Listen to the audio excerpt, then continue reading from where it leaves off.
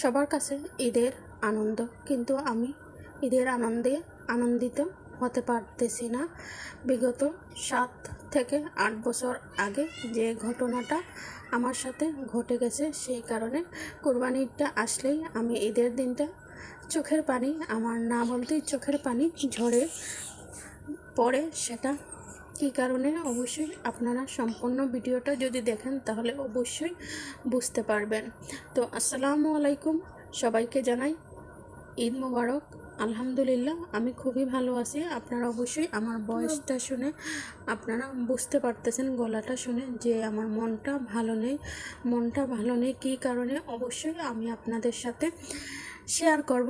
যখন কোরবানি ঈদটা আসে, আসলে যখন এই মাংসটা রান্না করার জন্য আসে এবং মাংসটা রান্না করতে চাই, তখনই আমার 7 থেকে 8 বছরের আগের স্মৃতিগুলো মনে পড়ে যায়। আসলে 8 বছর আগে আমাদের সাথে কী ঘটেছিল, আজকের ভিডিওটাতে আমি সম্পূর্ণটা আপনাদের সাথে শেয়ার করব। যখন এই কুরবানির মাংসটা আমি রান্না করতে আসি, আসলে না বলতেই আমার চোখের পানি ঝরে পড়ে এবং আমার অনেক স্মৃতির কথা মনে পড়ে যায়। আসলে যখন 7-8 বছর আগে, প্রায় 2017 সালে আমার বড় ভাইয়া কোরবানি ঈদের আগের দিন মারা গেছেন।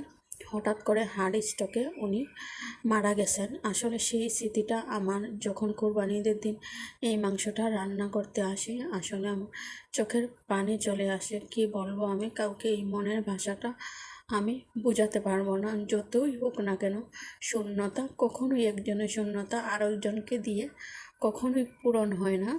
আসলে কি বলবো, মানে বলার মতো ভাষাই আমি পাচ্ছি না। আমি খুবই নার্ভাস হয়ে যাচ্ছি। এই ভয়েসটা দিতে গিয়েও আমার অঝরে চোখের পানি ঝরতেছে।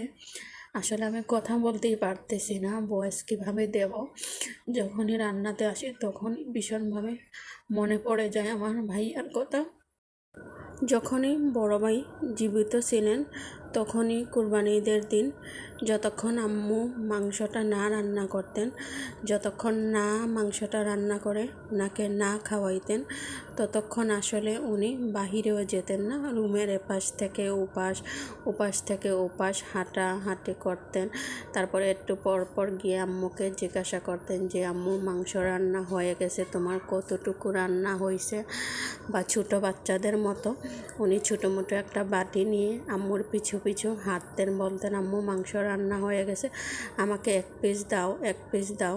আসলে সেই স্মৃতিগুলো আসলে ভুলতে পারি না। যতই ভুলতে চাই না কেন, ভুলতে পারি না। সেই স্মৃতিগুলো এখনও মনের মধ্যে রয়ে যায়। যখনই এই দাসে আসলে তখন আরও বেশি মনে পড়ে। প্রতিটা ঈদই ওনাকে ছাড়া যে আমাদের পালন করতে হবে, এটা কখনোই কল্পনাই করি নাই। তো আল্লাহ তাআলা হয়তোবা ভাগ্যে রাখেননি, সেই জন্য উনি আমাদের সাথে আর ঈদ করতে পারতেছেন না।